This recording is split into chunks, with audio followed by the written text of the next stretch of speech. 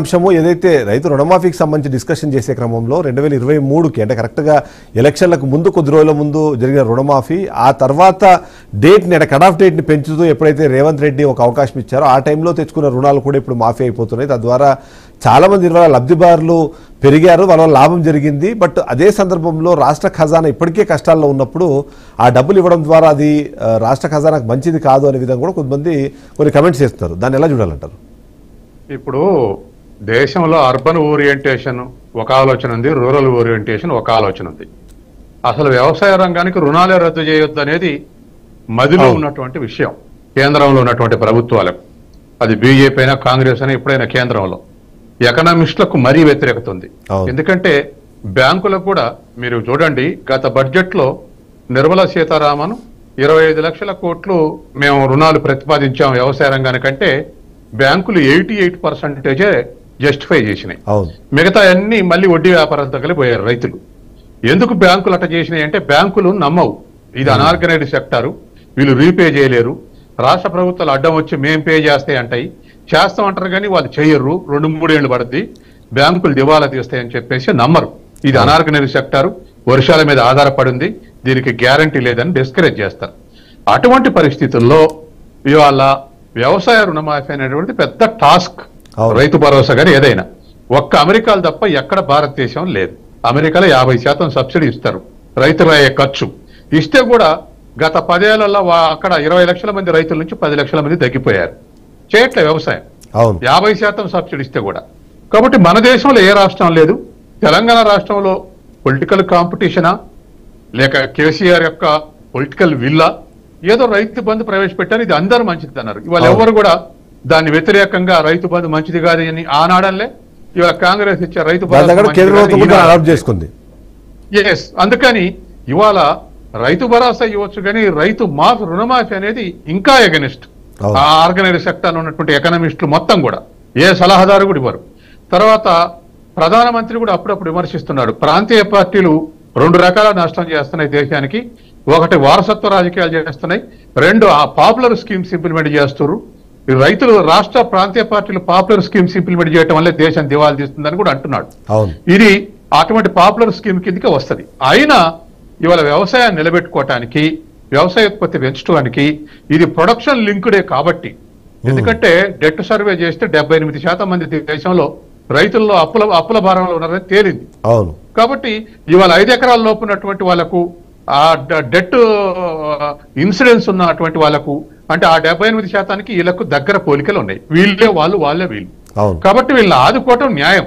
ఇవాళ ఆదుకుంటున్నారు కాబట్టి ఇటువంటి చోట్ల ఏమైనా ఇటువంటి షార్ట్ కమింగ్స్ వస్తే రాష్ట్రాలకు బడ్జెట్ ఒకే వ్యక్తికి 2 సార్లు అవుతోంది. ఒక్క మాట RBI reserve bank of India మీరు ద్రవ్యలోటు 3.5% కన్నా పెంచడానికి వీల్లేదు అంటుంది. మన రాష్ట్ర జీడిపి ప్రకారం, మన రాష్ట్ర బడ్జెట్ ప్రకారం మనం 3.5 అంటే 40,000 కోట్లకు అప్పు దాటడానికి వీల్లేదు. ఇప్పుడు మరి రైతు బంధుకే 30,000 అది రుణమాఫీకే 30,000 కోట్లు కావాలి, రేపు రైతు భరోసాకు ఒక 19,000 కోట్లు కావాలి. ఇట్లా ఏ రాష్ట్రం అయినా ఇదే ఇబ్బంది, ఈ రాష్ట్రానికి అదే ఇబ్బంది. అయినా పొలిటికల్ విల్ తోటి వాగ్దానం చేసిన నిలబెట్టుకోవాలన్నటువంటి ఒక కాంక్షతోటి మాఫీ చేస్తారు. దీంట్లో స్టేక్ హోల్డర్స్ వాస్తవానికి ఆశపడతారు. మరి పక్క రైతుకు మాఫీ అయితే నాకెందుకు కాదు అనుకుంటారు.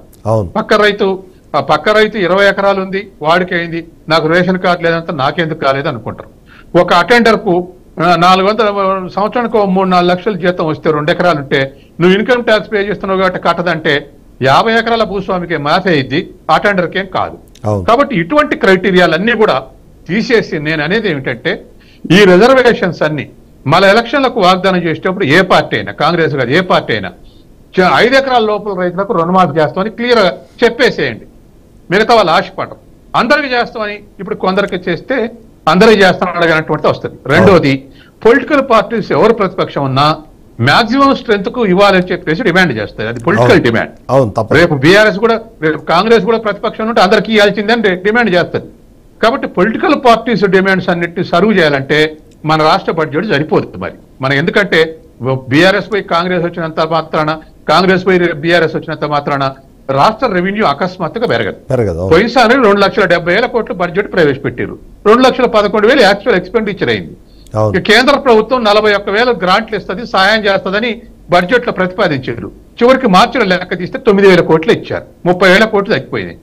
కాబట్టి ఇటువంటి లీకేజెస్ అన్ని చెక్ చేసుకొని వీటిని ఇంప్లిమెంట్ చేయడం అవసరం. ఇక్కడ కేంద్రం నుంచి వచ్చే ట్రాన్స్ఫర్స్ కు బీజేపీ ప్రయత్నం చేస్తే అదనంగా రాష్ట్ర ప్రజలకు సౌకర్యం కలిగేటువంటి అవకాశం ఉంది. కాబట్టి ఇటువంటి అన్ని కూడా వాస్తవికంగా ఆలోచించి విమర్శలు చేస్తే మంచిగుంటాయి. మాలాంటి వాళ్ళకు మీరు కాంగ్రెస్ చేసినా బీఆర్ఎస్ చేసినా వ్యతిరేకించిన వ్యవసాయం ఇవాళ మీరు చూడండి, దేశంలో 26 మిలియన్ టన్నులు బియ్యం సేకరిస్తే 120 లక్షల టన్నులు ఒక్క పంజాబ్ నుంచి సేకరించారు, 62 లక్షల టన్నులు తెలంగాణ నుంచి సేకరించారు. ఒకప్పుడు దేశంలో నెంబర్ ఉన్నటువంటి ఆంధ్రప్రదేశ్ నుంచి 20 లక్షల టన్నులు బియ్యం సేకరించారు. అఫ్ కోర్సు ఆంధ్రప్రదేశ్ వెనకబడదని అర్థం కాదు, వాళ్ళు కమర్షియల్ క్రాప్స్ కి వెళ్తా ఉన్నారు. కాబట్టి ఇవాళ ఉన్నటువంటి ఈ పరిస్థితుల్లో తెలంగాణ సబ్సిడెంట్ కావాలంటే ఇవి మంచిదే, కానీ దీనికి రాజకీయ పార్టీలు కూడా ఒక అండర్స్టాండింగ్ లో మాక్సిమం అండర్స్టాండింగ్ రాదు, మినిమం అండర్స్టాండింగ్ లో దీన్ని పోవటం. తర్వాత ఒకటండి చిదంబరం గారు, ఏ ప్రోగ్రామ్ అయినా సస్టైన్ కావాలంటే, అంటే దీర్ఘకాలంలో అమలు చేయాలంటే, ఓ ప్రభుత్వం వచ్చి మేము చేయము మా వల్ల కాదని రద్దు చేస్తాం అంటే ఏం చేయలేము. కాబట్టి అది మొత్తం 60,000 కోట్లు 70,000 కోట్లకు అమలు చేయాలని డిమాండ్ చేసి ఇది కార్డు కింద ఎత్తేస్తారు మళ్ళీ వచ్చే ప్రభుత్వం. కాబట్టి దీన్ని సస్టైన్ చేసే విధంగా మీ సూచనలు సలహాలు ఉంటే మంచిది.